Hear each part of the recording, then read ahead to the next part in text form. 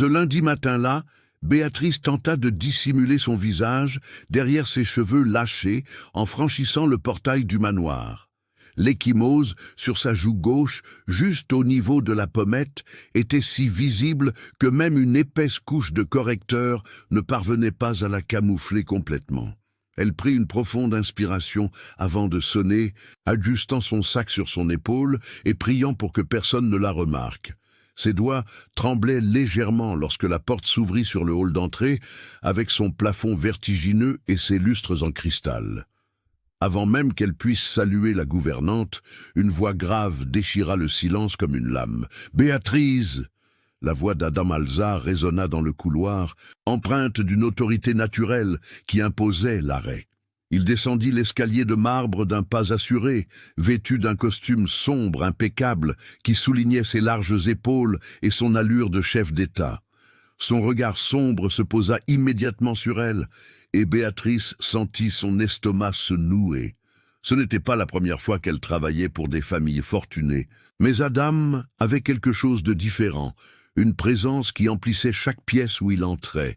Il s'arrêta à 2 mètres d'elle, et le silence qui suivit fut si pesant que Béatrice pouvait entendre son propre cœur battre la chamade. Si cette histoire vous plaît, abonnez-vous à la chaîne dès maintenant et dites-nous dans les commentaires d'où vous la regardez. Nous voulons savoir de quelle ville vous suivez cette histoire palpitante. Et croyez-moi, vous ne voudrez pas manquer la suite, car ce qu'Adam a fait en découvrant la vérité sur ce bleu a tout changé. Continuons, car l'histoire ne fait que commencer. Regarde-moi. Adam fit un pas de plus vers elle, sa voix toujours maîtrisée, mais avec un ton qui n'acceptait aucun refus. Béatrice leva lentement le visage, sentant ses joues brûler de honte, tandis qu'il observait le bleu avec une intensité qui la faisait se sentir complètement vulnérable. Sa mâchoire se crispa, et elle vit une lueur sombre traverser ce regard habituellement impénétrable. Un instant, seul le tic-tac de l'horloge murale emplit l'espace entre eux. Puis Adam prononça les mots qui allaient tout faire s'écrouler et se reconstruire simultanément. « Qui t'a fait ça ?» La question sortit d'une voix basse, mais il y avait quelque chose de dangereux dans ce ton, comme le calme avant la tempête. Béatrice ouvrit la bouche pour répondre, mais les mots restèrent coincés dans sa gorge, comme des épines. Elle aurait pu mentir, inventer une excuse, dire qu'elle s'était cognée contre une porte ou qu'elle avait trébuché, mais quelque chose dans ses yeux disait qu'Adam Al-Zahir n'était pas un homme qui acceptait les mensonges. Ses doigts serraient si fort la bandoulière de son sac que ses jointures blanchissaient. Le silence s'étira encore quelques secondes interminables. « C'était un accident, monsieur Al-Zahir. J'ai trébuché, dit-elle d'une voix faible, peu convaincante même à ses propres oreilles. Adam fit un pas de plus, réduisant encore la distance qui les séparait. Et Béatrice sentit son parfum boisé l'envahir. Il inclina légèrement la tête, scrutant non seulement la couleur violette, mais aussi chaque micro-expression de son visage. Il y avait quelque chose dans son regard qui donnait à Béatrice l'impression qu'il pouvait lire tous les secrets qu'elle tentait de dissimuler. Sa mâchoire se crispa de nouveau, et lorsqu'Adam prit la parole, sa voix était encore plus basse, plus contrôlée, plus menaçante. « Ne me mens pas, Béatrice, ce n'est pas le genre de marque qu'on se fait en trébuchant. » Il désigna subtilement son visage, insistant sur la forme de l'ecchymose. « Ce sont des marques de doigts. » Quelqu'un lui serra le visage. Son observation clinique glaça le sang de Béatrice. Comment avait-il pu le remarquer si vite? Les larmes lui piquèrent les yeux, mais elle cligna des yeux plusieurs fois pour les retenir. Ce travail était tout ce qu'elle avait pour le moment. Et la dernière chose dont elle avait besoin était d'impliquer son employeur dans ses problèmes personnels. Mais Adam ne détourna pas le regard, attendant une réponse qu'elle ne savait pas pouvoir donner. Le silence dans le hall devint insoutenable, tandis que Béatrice luttait intérieurement pour trouver les mots justes. Adam restait là, immobile, comme une statue, mais elle pouvait sentir la tension qui émanait de lui, presque palpable. Finalement vaincue, elle laissa ses épaules s'affaisser et les mots commencèrent à s'échapper dans un murmure. « C'était mon ex. Il refuse d'accepter notre rupture. Avouer cela à voix haute à un homme aussi puissant et intimidant qu'Adam Al-Zahir rendit Béatrice encore plus vulnérable et insignifiante. Elle s'attendait à être jugée, voire irritée, pour avoir étalé ses problèmes personnels au travail. Ce à quoi elle ne s'attendait pas, c'était de voir la mâchoire d'Adam se crisper si violemment qu'un muscle visible palpita sur son visage. Son regard s'assombrit d'une manière que Béatrice ne lui avait jamais vue. Un mélange de colère contenue et de quelque chose de plus profond qu'elle ne parvenait pas à identifier. Depuis combien de temps ça dure ?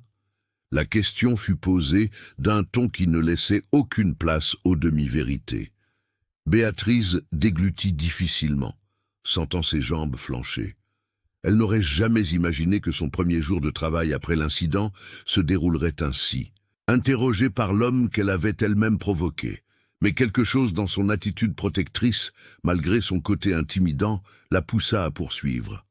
Ça fait 3 mois que j'ai rompu avec lui, mais le harcèlement, les violences ont commencé. Il y a 2 semaines, les mots sortirent dans un murmure, lourd de honte et de peur. Béatrice se souvint de la nuit précédente, lorsque Bruno s'était présenté chez elle, complètement hors de contrôle. Les accusations, les cris et enfin ce terrible moment où il lui avait saisi le visage et l'avait plaqué contre le mur. Elle avait réussi à s'échapper et à verrouiller la porte de sa chambre, mais la panique de cette nuit-là la tenaillait encore. Lorsqu'elle se retourna vers Adam, elle vit quelque chose qui la surprit. Ses mains étaient crispées en poing, ses jointures blanchies par la tension. « As-tu porté plainte ?» La question d'Adam était directe, pragmatique, mais toujours chargée de cette colère contenue. Béatrice secoua la tête en signe de négation et vit la frustration traverser son visage. « Je ne voulais pas créer plus de problèmes. C'est un avocat, il a des relations. Je pensais que... » Sa voix se brisa lorsqu'Adam leva la main, un geste qui la fit taire. Il passa une main dans ses cheveux noirs, un geste qui en disait plus long que tous ses mots maîtrisés. Un instant, Adam sembla se livrer à un combat intérieur, comme s'il cherchait la meilleure chose à faire, la prochaine fois. Quoi qu'il en soit, Béatrice était certaine que cela changerait tout. Avant qu'Adam ne puisse reprendre la parole, la voix d'un enfant résonna à l'étage. « Bia, tu es là ?» Les jumeaux de 5 ans, Yasmine et Cal, dévalèrent les escaliers avec leur énergie habituelle. Béatrice détourna rapidement le visage, essayant de cacher son hématome aux enfants, mais trop tard. Yasmine s'arrêta net, ses grands yeux bruns écarquillés d'inquiétude. « Bia, tu t'es fait mal !» L'innocence de la question brisa le cœur de Béatrice. Eldan se déplaça rapidement, se positionnant de manière à masquer partiellement la vue des enfants. Béatrice comprit alors que cet homme dur avait un côté protecteur, qui ne se limitait pas à ses propres enfants. Yasmine Cal, Bia a eu un petit accident, mais elle va bien maintenant. La voix d'Adam avait complètement changé lorsqu'il s'adressait aux enfants, devenant plus douce tout en conservant son autorité naturelle. Les jumeaux regardèrent tour à tour leur père et la nounou, visiblement sceptiques. Convaincu, Khalil tira néanmoins Béatrice par la main. « Allez, Bia, on a fini le puzzle que tu as laissé vendredi. » L'enthousiasme du garçon fit naître un léger sourire sur le visage de Béatrice, mais alors qu'elle s'apprêtait à suivre les enfants à l'étage, la voix d'Adam l'arrêta. « Béatrice, mon bureau dans 1 heure. Nous avons beaucoup de choses à nous dire. » Ce n'était pas une demande, c'était un ordre, et quelque chose dans son ton lui noua l'estomac, mêlant appréhension et crainte de ce qui allait suivre. L'heure suivante passa comme un éclair pour Béatrice, qui s'efforçait de garder son calme avec les enfants. Yasmine et Cal, trop précoces pour leur âge, la regardaient avec inquiétude, tout en assemblant un nouveau puzzle dans la salle de jeu. « Bia, tu me promets que ça va ?» demanda Yasmine pour la 3e fois, sa petite voix chargée d'une inquiétude qui semblait disproportionnée pour une enfant de 5 ans. Béatrice s'agenouilla près de la fillette et lui sourit avec toute la sincérité dont elle était capable. « Je te le promets, ma chérie. Parfois, les adultes se blessent, mais on finit toujours par s'en sortir. » La réponse sembla apaiser Yasmine, Mais Béatrice remarqua que la fillette continuait de l'observer avec une attention particulière. À 10h moins 10, la gouvernante, Donna Fatima, apparut sur le seuil de la salle de jeu. « Béatrice, Monsieur Alzer vous attend dans son bureau. » Le ton formel de la femme plus âgée ne laissait rien transparaître, mais Béatrice perçut une lueur d'inquiétude sincère dans ses yeux. Elle se leva, lissa le bas de sa robe simple et prit une profonde inspiration. Les enfants ne protestèrent même pas lorsqu'elle leur dit qu'elle revenait tout de suite, ce qui était inhabituel. Cal se contenta d'acquiescer, et Béatrice jura avoir vu le garçon échanger un regard significatif avec sa sœur jumelle. Ces deux-là tramaient quelque chose, c'était certain, mais elle n'avait pas le temps d'y penser maintenant. Le bureau d'Adam se trouvait au premier étage, dans une aile séparée du manoir que Béatrice fréquentait rarement. Ses fonctions de nounou et de préceptrice l'obligeaient à rester principalement dans les chambres des enfants, le bureau et les jardins. Lorsqu'on frappa à la lourde porte en acajou, on lui répondit aussitôt « Entrez !» Béatrice tourna la poignée et pénétra dans une pièce qui semblait tout droit sortie d'un magazine d'architecture. Des bibliothèques du sol au plafond, une imposante table en bois sombre, des fauteuils en cuir et une vue panoramique sur les jardins à travers d'immenses fenêtres. Adam se tenait près de la fenêtre, parlant arabe au téléphone, et lui fit signe de s'asseoir. Béatrice choisit une des chaises devant la table, ses mains lissant nerveusement sa jupe en attendant. La conversation en arabe d'Adam semblait sérieuse, presque menaçante, bien que Béatrice n'en comprit pas un mot. Elle remarqua sa posture, ses épaules tendues, sa main libre gesticulant, signe évident qu'il donnait des ordres à quelqu'un à l'autre bout du fil.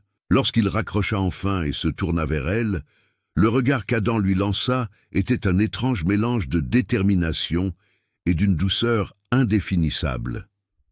Il se rapprocha et s'assit sur le bord de la table, se rapprochant d'elle plus que de circonstance.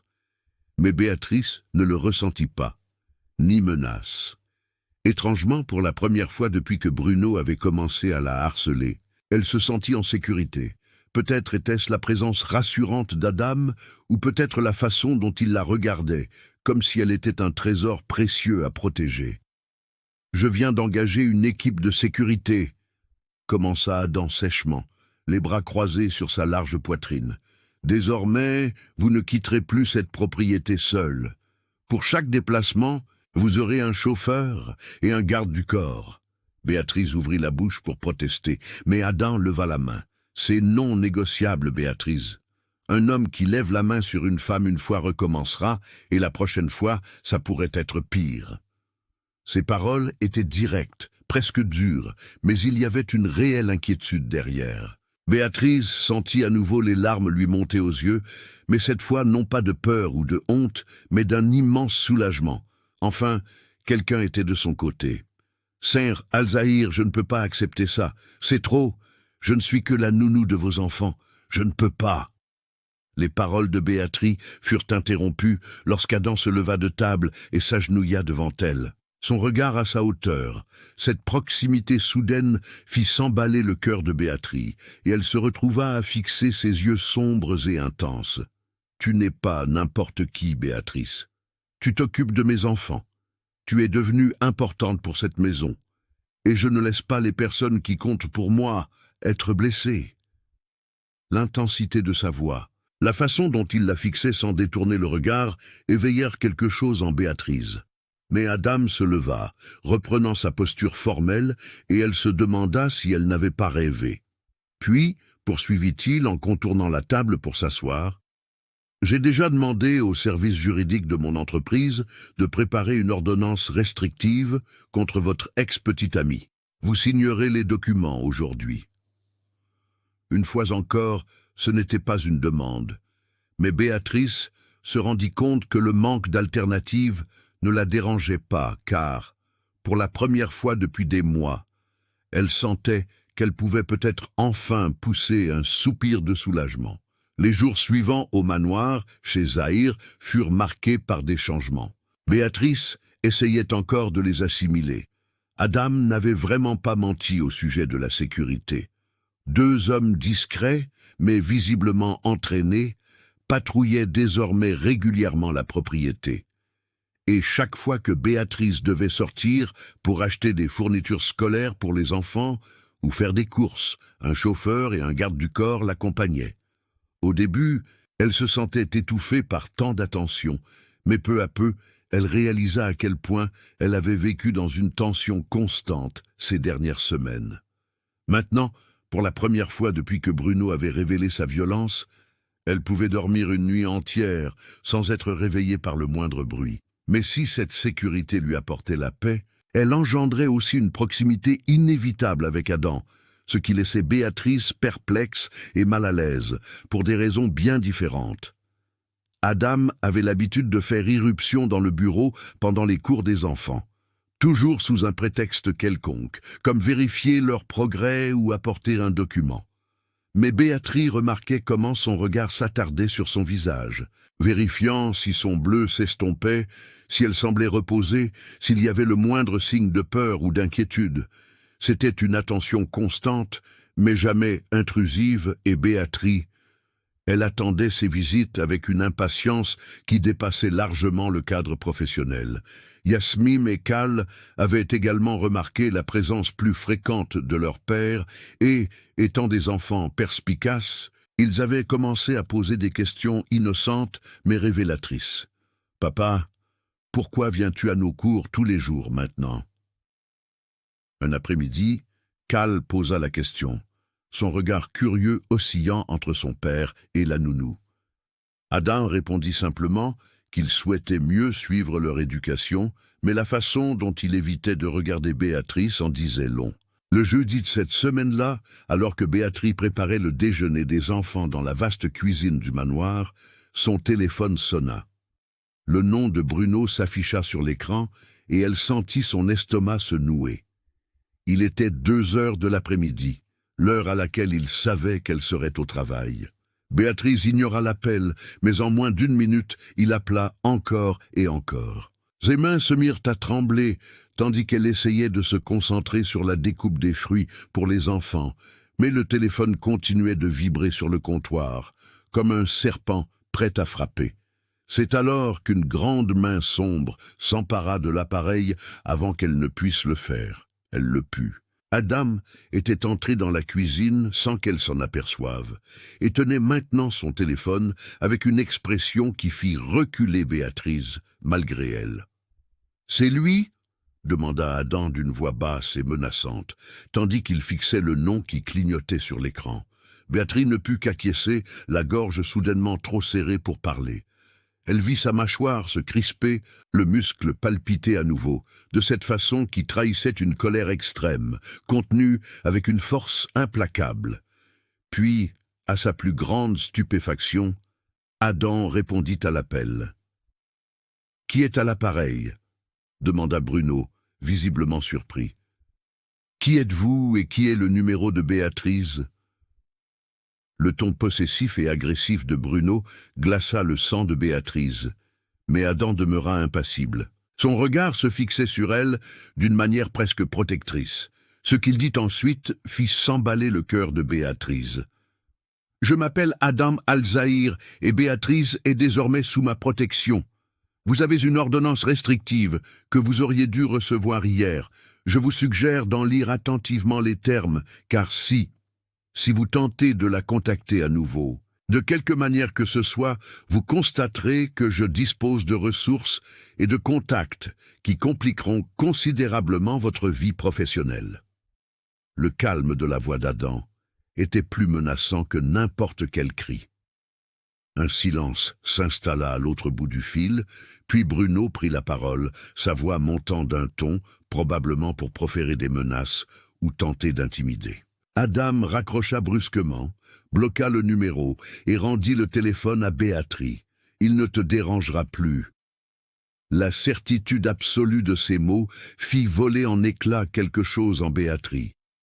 Toutes ces semaines de peur, de ce sentiment d'être sur la défensive, de cette impression de n'avoir personne pour la protéger, remontèrent à la surface d'un coup.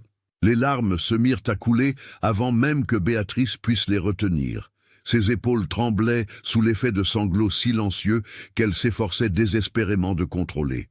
En un instant, Adam était à ses côtés, et elle sentit de forts bras l'enlacer, la serrant contre une poitrine solide. Béatrice aurait dû se dégager. Elle aurait dû se rappeler qu'il était son employeur, que cette situation était inappropriée, mais au lieu de cela, elle se laissa aller. Ses doigts, ils s'accrochèrent à la chemise d'Adam tandis qu'elle pleurait, et il la rassura simplement d'une grande main, caressant ses cheveux de gestes lents et apaisants. « Tu es en sécurité maintenant ?» Il murmura contre sa tête, la voix rauque d'une émotion que Béatrice ne parvenait pas à identifier. « Je te promets que tu es en sécurité !» Et pour la première fois depuis des mois, Béatrice crut à une promesse. Mais elle ignorait qu'à ce moment précis, aux portes du manoir, Bruno se tenait de l'autre côté, observant la propriété d'un air qui n'augurait rien de bon. Les jours suivants apportèrent un changement subtil mais indéniable dans la dynamique entre Béatrice et Adam. Après l'épisode de la cuisine, ils étaient constamment conscients de la présence de l'autre, une tension palpable régnait dès qu'ils se trouvaient dans la même pièce. Béatrice se surprenait à penser à lui à des moments inopportuns, se souvenant de ce sentiment de sécurité qu'elle avait éprouvé dans ses bras, de la façon dont son parfum boisé avait enveloppé tous ses sens. C'était dangereux. Elle le savait. Dame Alzahir était un cher, un homme de pouvoir et d'influence, habitué à un monde totalement différent du sien. Elle n'était qu'une simple nounou brésilienne diplômée en pédagogie qui tentait de se construire une carrière. Il était absurde qu'elle passe ses nuits blanches à penser à ses yeux sombres et à cette voix grave qui prononçait son nom d'une façon qui lui retournait l'estomac. Adam, de son côté, semblait mener son propre combat intérieur. Béatrice avait remarqué comment il entrait dans les pièces où elle se trouvait, puis inventait rapidement une excuse pour s'éclipser. Comment son regard la suivait quand il pensait qu'elle ne le regardait pas. Comment sa mâchoire se crispait chaque fois qu'elle parlait à un agent de sécurité ou au chauffeur. C'était de la possessivité. Béatrice la reconnaissait, mais d'une autre nature que celle de Bruno. Ce n'était ni contrôlant ni effrayant, c'était protecteur. Et, à vrai dire, plutôt flatteur. Un homme comme Adam Alzahir, qui avait probablement des femmes magnifiques à sa disposition, semblait lutter contre une certaine attirance pour elle. L'idée était à la fois excitante et terrifiante, mais ce sont les enfants qui allaient faire basculer la situation, car Yasmine et Cal avaient décidé que Béatrice devait être plus qu'une simple babysitter. « Bia, tu dînes avec nous ce soir ?» demanda Yasmine vendredi après-midi, alors qu'ils terminaient leurs activités. La question prit Béatrice au dépourvu, car elle dînait généralement seule dans sa chambre, après avoir couché les enfants. « Chérie, je ne crois pas, » commença Béatrice. Mais Kali l'interrompit avec cette détermination qu'il tenait manifestement de son père. « Papa a dit que tu pouvais, on lui a demandé, et il a dit que ce serait super. » Les yeux des jumeaux brillaient d'une excitation qui semblait trop forte pour n'être qu'un simple dîner. Béatrice eut l'impression d'être tombée dans un piège tendu par des enfants de 5 ans. Comment refuser sans décevoir ses deux petits complices? Bon, elle finit par accepter et fut récompensée par des câlins enthousiastes et des rires qui confirmèrent, sans aucun doute, ses soupçons de complot. Le dîner fut servi dans la salle à manger et Béatrice se sentit mal à l'aise dans ce cadre élégant, vêtu de sa simple tenue de travail. Adam était déjà assis en bout de table quand elle entra avec les enfants. Son regard la parcourut et la fit rougir jusqu'à la racine des cheveux. « Béatrice, c'est formidable que tu sois avec nous. » La formalité de ses paroles contrastait fortement avec l'intensité de son regard, et Béatrice dut se rappeler de respirer en s'asseyant à côté de Yasmine. Le repas commença assez normalement, les enfants bavardant de leurs activités de la journée, mais Khalil lâcha alors sa petite bombe innocente. « Papa, pourquoi tu fixes Bia tout le temps ?» Le silence qui suivit fut assourdissant. Adam s'étouffa légèrement avec son jus, et Béatrice sentit son visage s'empourprer.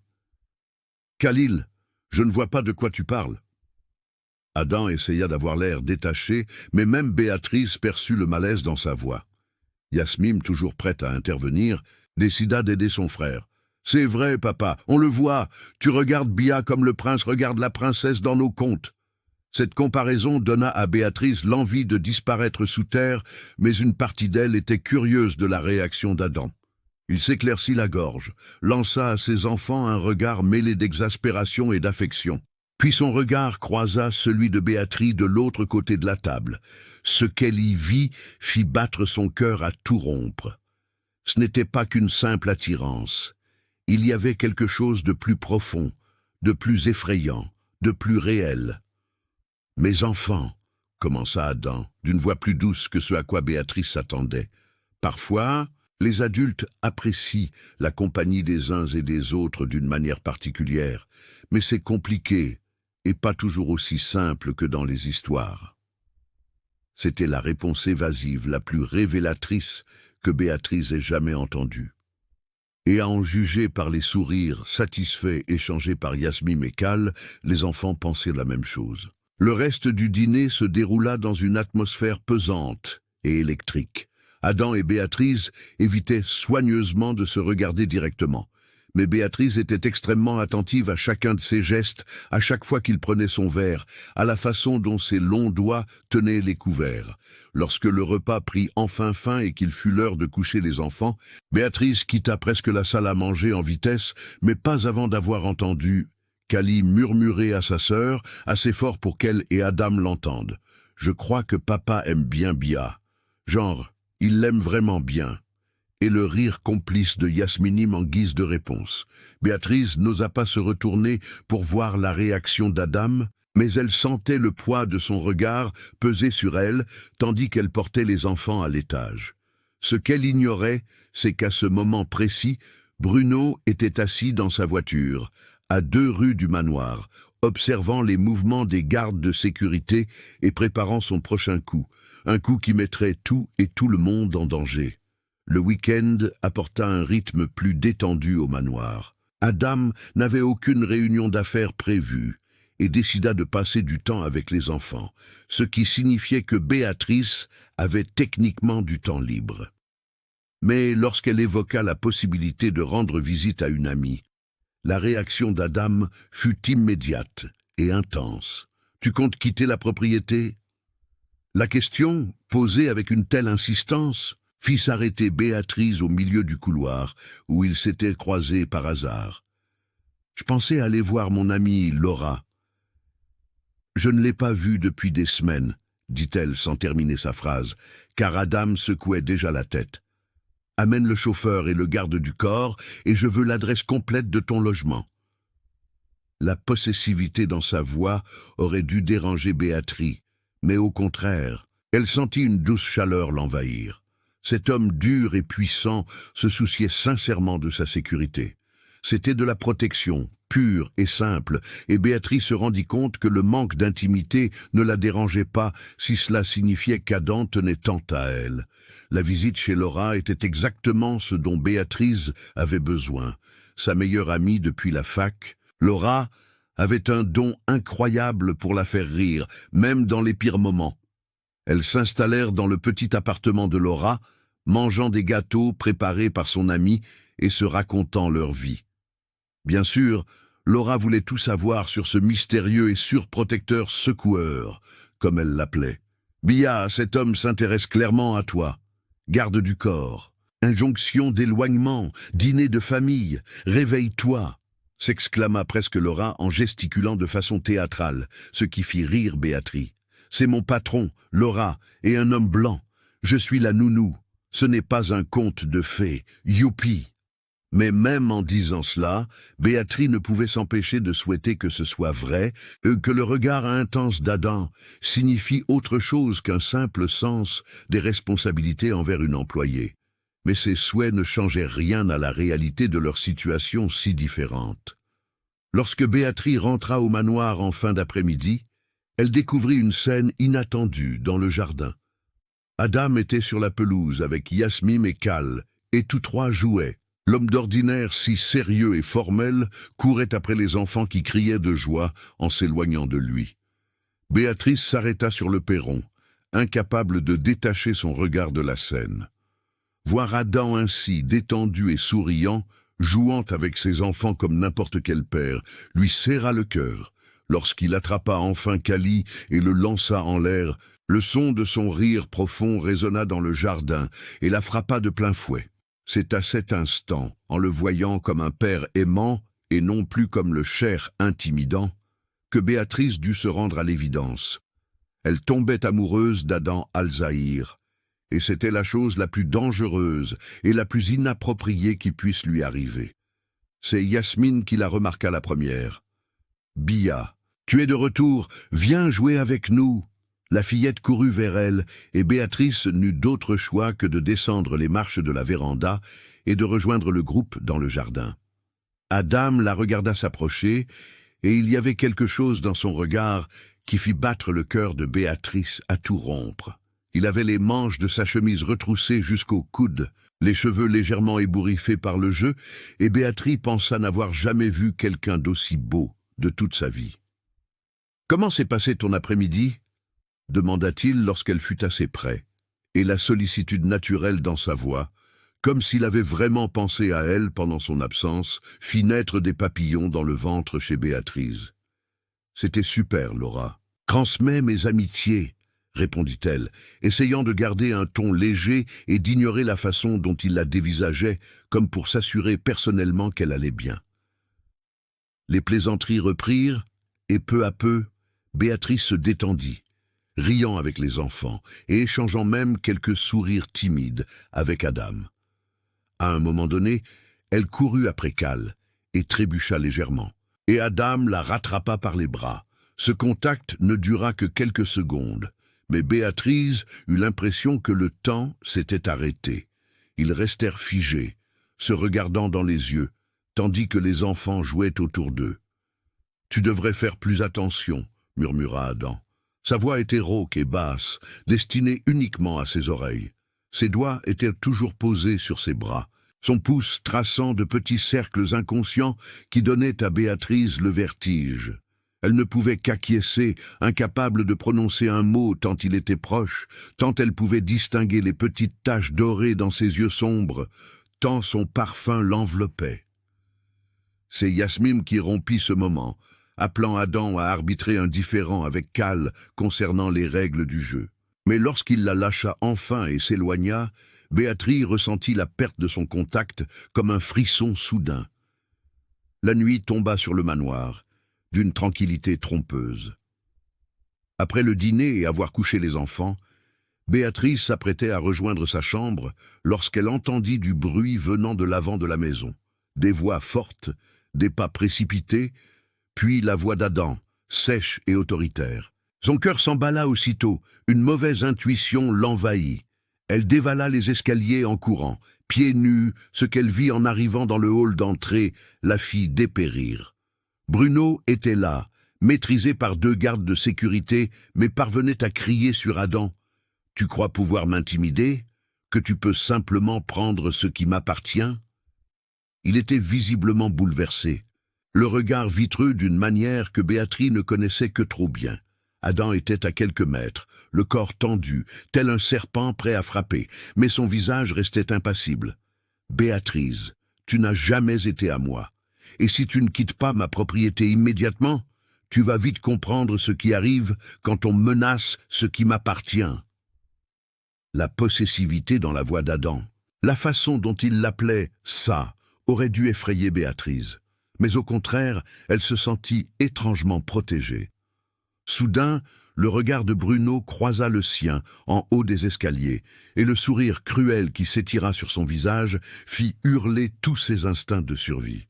Les agents de sécurité ont finalement réussi à faire sortir Bruno de la propriété, mais pas avant qu'il ne profère des menaces qui ont résonné dans les couloirs du manoir. « Ce n'est pas fini, Béatrice.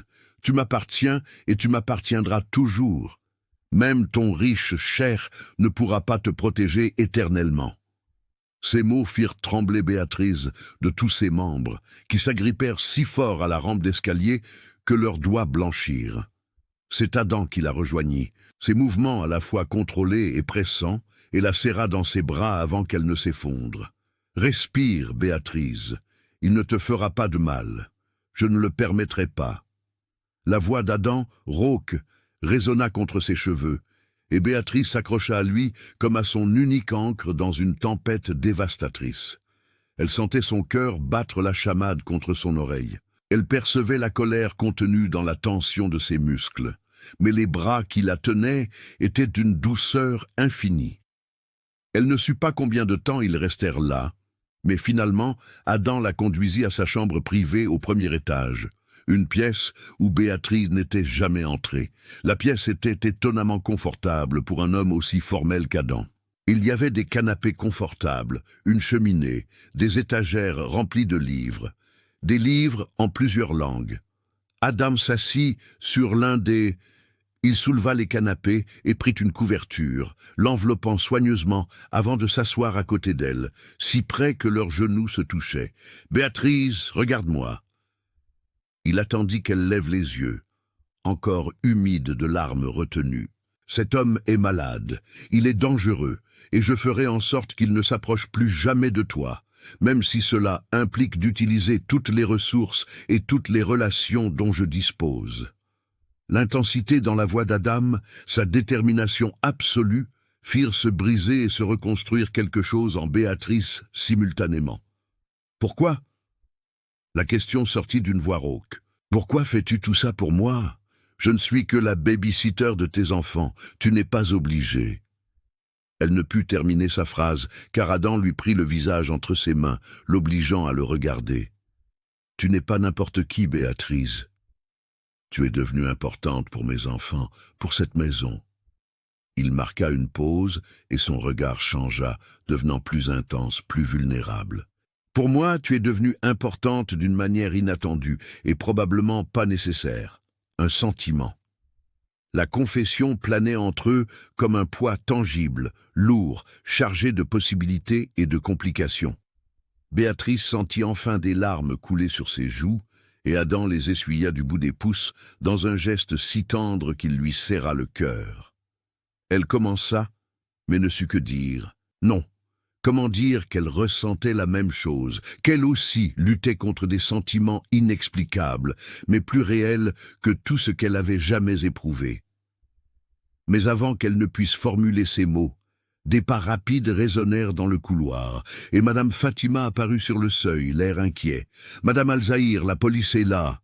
Ils ont besoin de la déposition de Mademoiselle Béatrice concernant l'incident. » La réalité le rattrapa brutalement, et Adam changea aussitôt de posture, reprenant son air contrôlé et autoritaire. « Dites-leur que nous descendons dans 1 minute. Et Fatima, préparez une tisane à la camomille pour Béatrice, s'il vous plaît. » Lorsque la gouvernante fut partie, Adam se leva et tendit la main à Béatrice. « Finissons-en. Vous porterez plainte et je ferai en sorte que il sera poursuivi pour violation de domicile, menace et non-respect d'une ordonnance restrictive. Bruno passera au moins la nuit en prison. » La façon dont il a prononcé le nom de l'ex-actrice, chargée de mépris et de colère, aurait dû être terrifiante. Mais Béatrice n'éprouvait que de la gratitude. Elle prit sa main dans la sienne, et lorsqu'Adam la releva, il la serra si fort contre lui qu'elle sentit sa chaleur. « Je suis là pour toi. À chaque étape, tu n'es pas seule. » Et pour la première fois de sa vie d'adulte, Béatrice crut quelqu'un sans réserve. Le processus de témoignage fut épuisant et éprouvant. Béatrice dut raconter chaque incident, chaque menace, chaque acte de violence perpétré par Bruno. Adam resta à ses côtés tout au long de la procédure. Sa présence, une force silencieuse mais inébranlable. Les policiers étaient professionnels et aimables, mais Béatrice pouvait lire la colère contenue sur leur visage tandis qu'ils écoutaient. Madame Béatrice, grâce aux témoignages d'aujourd'hui, aux preuves photographiques de la blessure et aux dépositions concernant l'effraction et les menaces, nous avons des éléments solides pour maintenir M. Bruno en détention et engager des poursuites pénales, expliqua le détective. Béatrice sentit un poids s'envoler de ses épaules. Lorsque la police partit enfin, il était presque minuit. Le manoir était silencieux, tout le monde dormait déjà, sauf elle et Adam. Ils restèrent debout dans le hall d'entrée, devant le même escalier où tout avait commencé quelques jours auparavant, témoins silencieux de la scène. « Tu devrais te reposer », finit par dire Adam, sans bouger. Béatrice était paralysée, prisonnière de son regard, de sa proximité, de la prise de conscience grandissante qu'un changement fondamental s'était opéré entre eux. « Adam, commença-t-elle, mais il secoua légèrement la tête. « Pas maintenant, Béatrice. Tu as beaucoup souffert aujourd'hui. Repose-toi. Et demain... » Il n'acheva pas sa phrase, mais la promesse planait. Demain, il devrait parler de ce qui se passait entre eux, de ces sentiments qui ne devraient pas exister, mais qui étaient indéniablement réels. Béatrice hocha la tête et se tourna enfin pour monter l'escalier. À mi-chemin, elle se retourna et vit Adam toujours là, la fixant avec une intensité qui lui fit battre le cœur à tout rompre. « Bonne nuit, Adam, » murmura-t-elle. « Bonne nuit, Béatrice. Dors bien, tu es toujours en sécurité ici. » Cette promesse résonnant encore dans son esprit, Béatrice regagna sa chambre. Mais ce qu'ils ignoraient tous deux, c'est que le lendemain, la famille d'Adam arriverait à l'improviste et que tout se compliquerait considérablement lorsqu'ils découvriraient les sentiments naissants entre le cher et la nounou brésilienne. Le lendemain matin, ce fut le chaos au manoir. Béatrice fut réveillée par des voix fortes et des bruits en bas, et lorsqu'elle descendit prendre le petit déjeuner avec les enfants, elle trouva la maison pleine de gens qu'elle n'avait jamais vus, des femmes élégantes, des hommes, en tailleur, et au centre de tout cela, une femme d'un certain âge à l'allure royale qui ne pouvait être que la mère d'Ada. Donna Fatima intercepta Béatrice avant qu'elle n'entre complètement dans le salon. Sa famille est arrivée à l'improviste ce matin, des parents de Zaran, et pour une visite dont personne n'était au courant, chuchota rapidement la gouvernante, et Béatrice perçut l'attention dans sa voix. Yasm et Khalil semblaient ravis de l'arrivée de leurs proches, mais quelque chose dans l'atmosphère laissait présager à Béatrice que sa présence ne serait pas la bienvenue. Elle s'apprêtait à remonter avec les enfants quand la voix d'Adam résonna dans le couloir. « Maman, je ne t'attendais pas.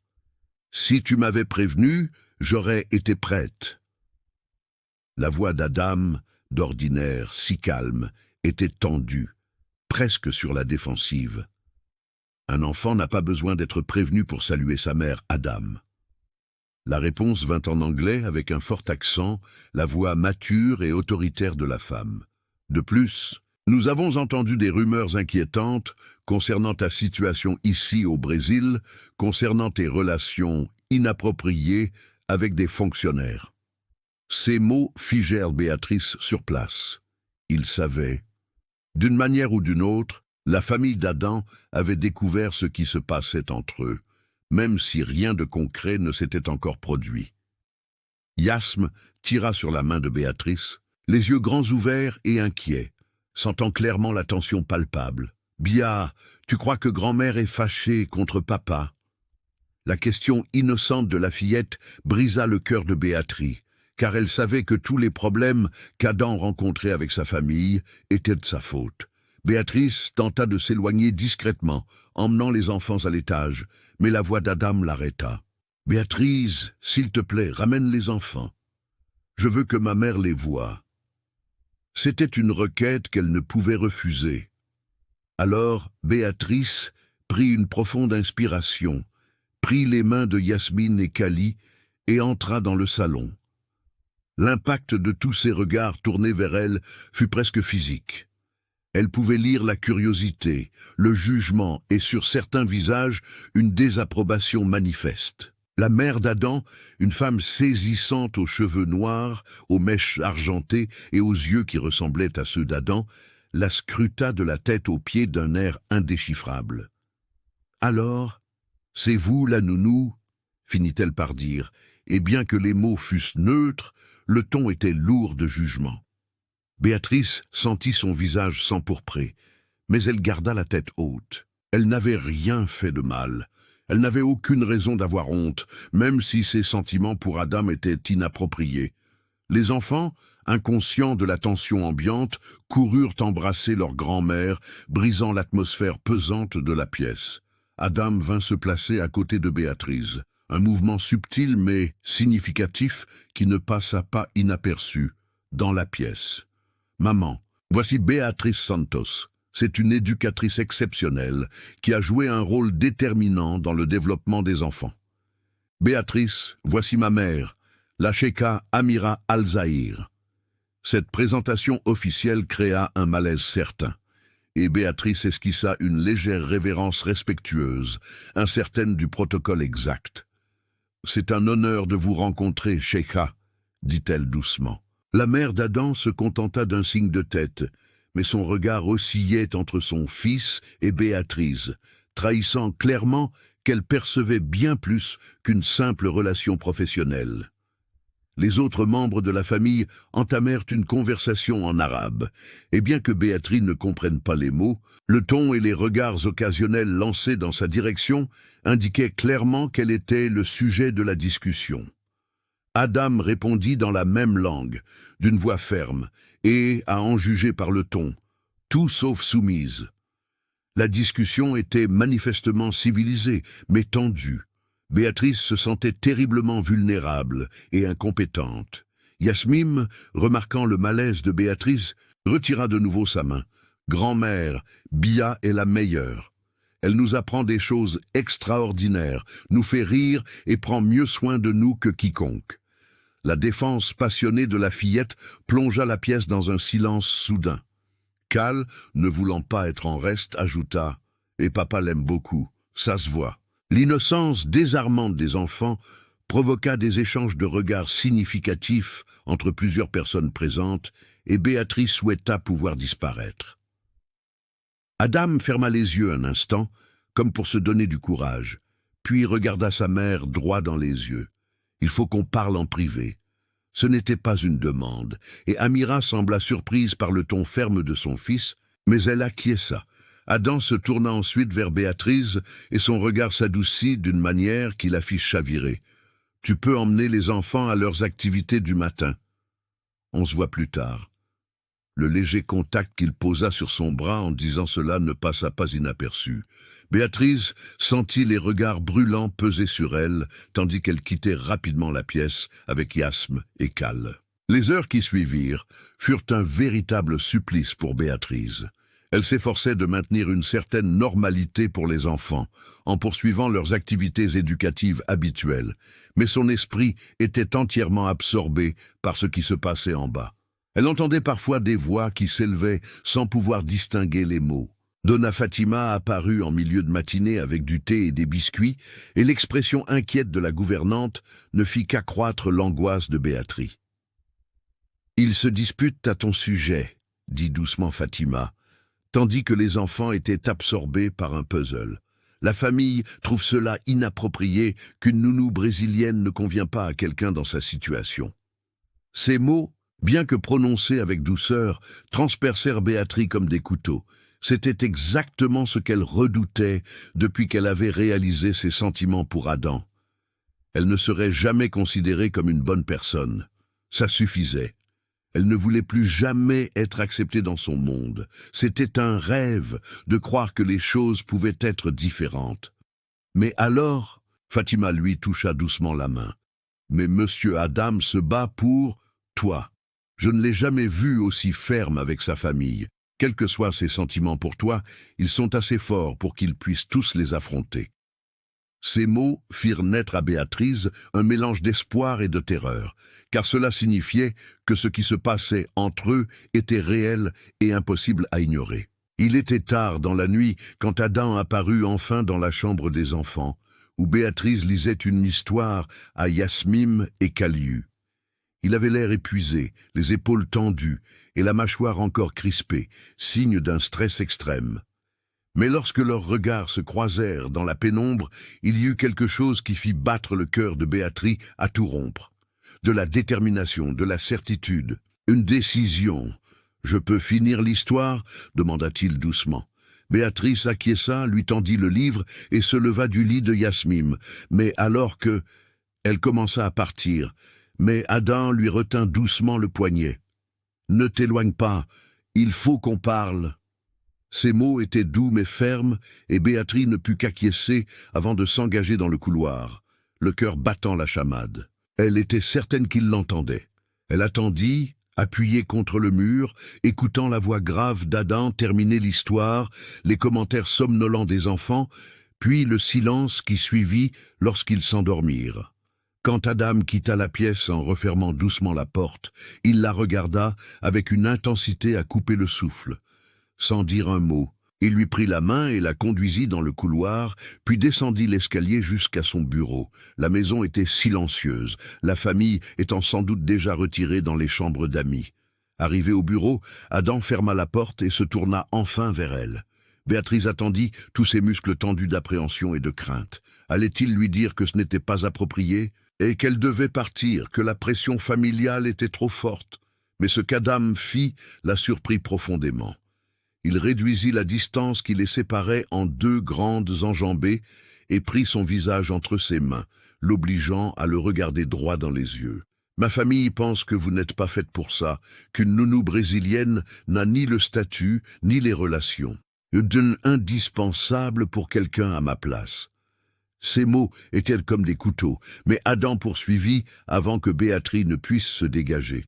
Je leur ai dit que je m'en fichais, que le statut et les relations ne valaient rien si la personne ne me faisait pas chavirer le cœur dès qu'elle entrait dans une pièce. Que les études n'avaient aucune importance quand quelqu'un s'occupait de mes enfants avec autant d'amour et de dévouement. Que vous soyez approprié ou non, je ne peux m'empêcher de penser à vous. Chaque mot était prononcé avec une intensité croissante, et Béatrice sentit les larmes lui monter aux yeux. « Adam, » murmura-t-elle, mais il secoua la tête, n'ayant pas terminé. « Laissez-moi finir. Béatrice, je vous en prie. » Et elle se tut, retenant son souffle. « J'ai perdu ma femme il y a 3 ans. Le cancer a été dévastateur, et je me suis juré de ne plus jamais laisser personne s'approcher autant de moi, car la douleur de perdre un être cher est insupportable. » La voix d'Adam s'est rauque sous le coup de l'émotion, et Béatrice aperçut une vulnérabilité dans ce regard d'ordinaire, si maîtrisé. « Et puis tu es arrivé, avec ton doux sourire et ton infinie patience envers mes enfants. Tu es arrivé blessé. Et effrayé, quelque chose s'est éveillé en moi. Le besoin de protéger, certes, mais aussi quelque chose de plus profond, quelque chose que je croyais mort avec Laïla. » Entendre le nom de sa défunte épouse a ravivé douloureusement la réalité de la situation. Mais Adam a poursuivi. « Mais j'ai réalisé quelque chose lors de cette terrible dispute avec ma famille aujourd'hui. J'ai compris que la vie est trop courte pour vivre dans la peur, que mes enfants méritent de voir leur père heureux et que je mérite moi aussi d'être heureux. » Il marqua une pause, ses pouces caressant doucement les joues de Béatrice. « Avec toi, si tu le souhaites aussi. » La confession planait entre eux, lourde de sens et de promesses.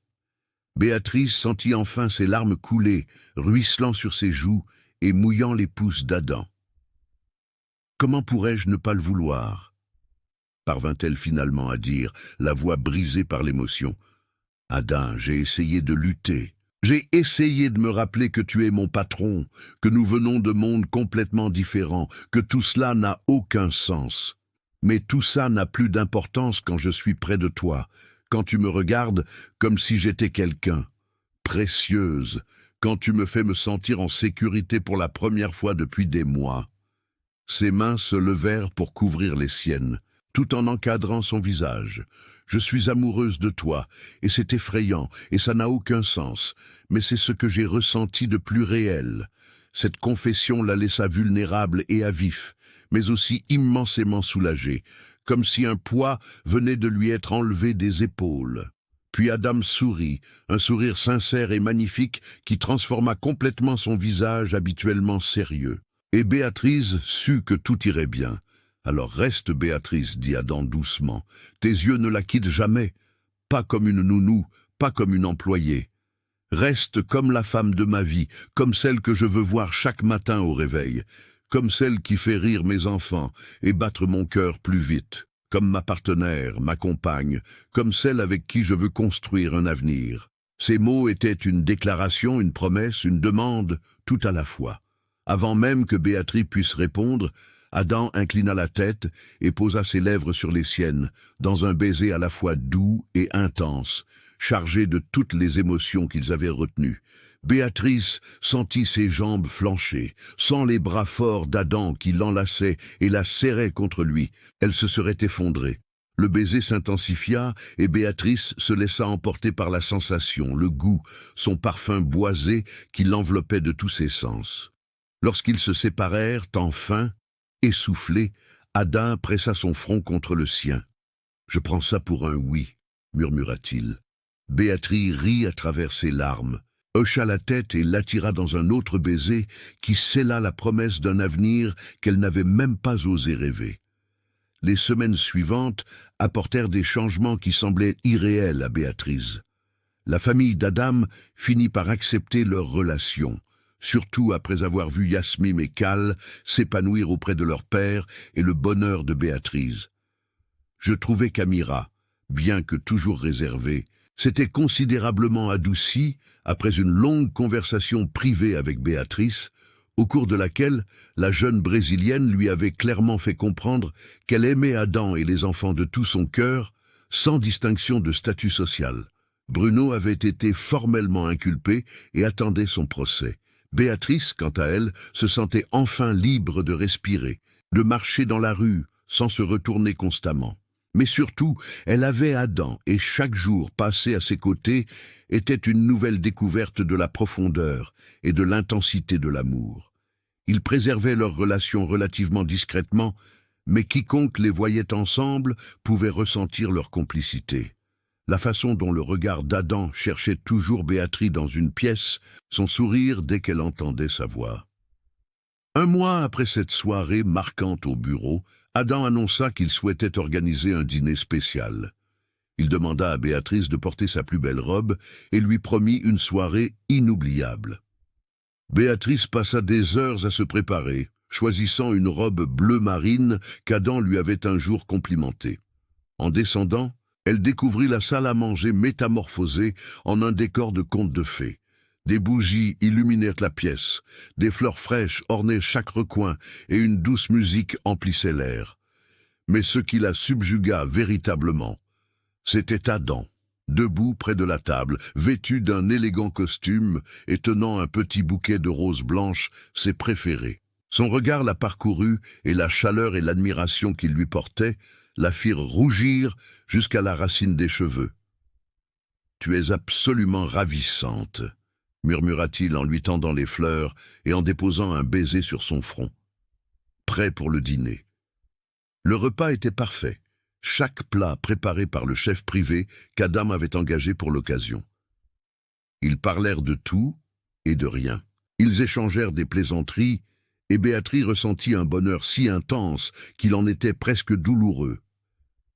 Mais elle remarqua qu'Adam semblait nerveux, un état rare chez un homme d'ordinaire si calme.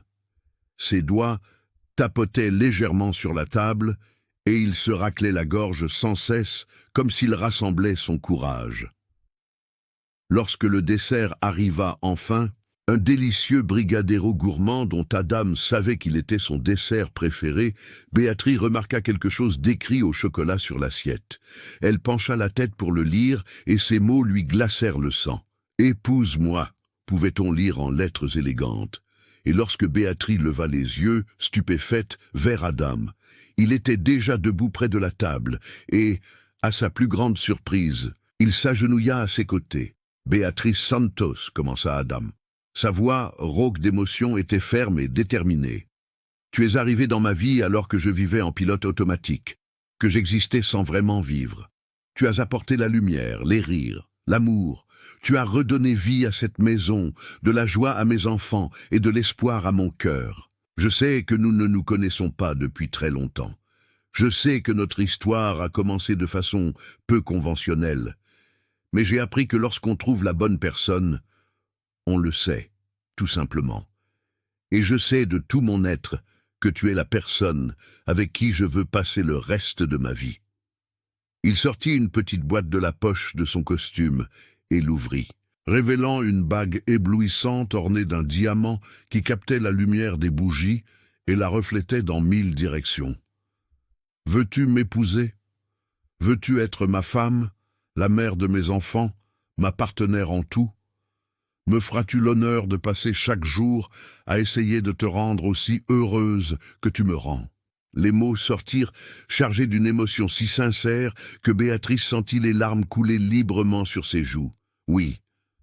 Le mot lui échappa dans un sanglot de joie, et Béatrice se leva si brusquement qu'elle faillit laisser tomber sa chaise. Oui, oui, 1000 fois oui. Adam se leva à son tour et la fit tournoyer dans les airs, son sourire étant le plus beau et le plus sincère qu'elle ait jamais vu. Lorsqu'il la reposa, il glissa la bague à son doigt de main tremblante d'émotion, puis l'attira à lui pour un baiser qui promettait tout l'avenir qu'ils auraient ensemble.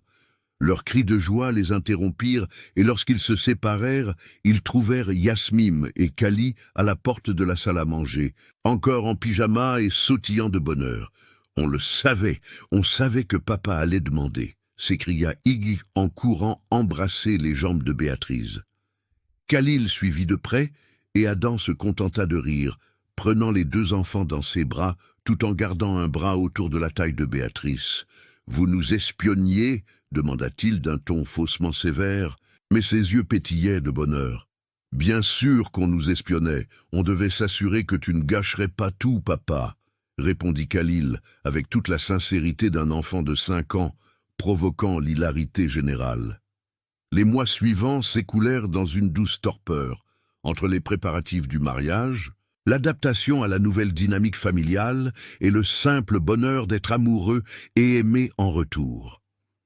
Béatrice quitta officiellement son poste de nounou et devint la fiancée d'Adam et la future maman de Yasmine et Khalil. La cérémonie de mariage était intime, célébrée dans les jardins du manoir, en présence de la famille proche et des amis les plus chers. Béatrice portait une robe simple et élégante, et lorsqu'Adam la vit s'avancer vers lui, les larmes qu'il versa sans hésiter témoignèrent de l'importance de ce moment pour lui. Les enfants, en tant que garçons d'honneur, semèrent des pétales de rose le long du chemin et riaient aux éclats lorsque quelques pétales s'accrochèrent aux cheveux de Khalil. Lorsqu'Adam et Béatrice échangèrent leurs vœux, l'émotion était palpable parmi les invités. Ils se promirent amour, fidélité, complicité et, par-dessus tout, de bâtir une famille fondée sur le respect, la confiance et l'affection. Et lorsque l'officiant les déclara enfin mari et femme, le baiser qui scella leur union fut un témoignage unanime, preuve que le véritable amour peut naître là où on l'attend le moins et surmonter tous les obstacles. Des mois plus tard, lorsque Béatrice a découvert qu'elle était enceinte, la joie était palpable chez les Alzahir.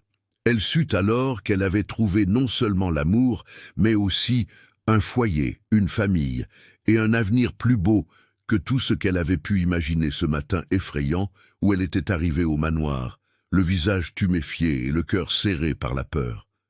Si vous avez aimé cette histoire d'amour, de dépassement de soi et de nouveaux départs, n'oubliez pas de vous abonner à notre chaîne, de laisser un like, d'activer les notifications pour ne manquer aucune de nos histoires passionnantes et de nous dire en commentaire ce que vous avez pensé du parcours de Béatrice et Adam. Nous avons hâte de partager d'autres histoires avec vous. À bientôt.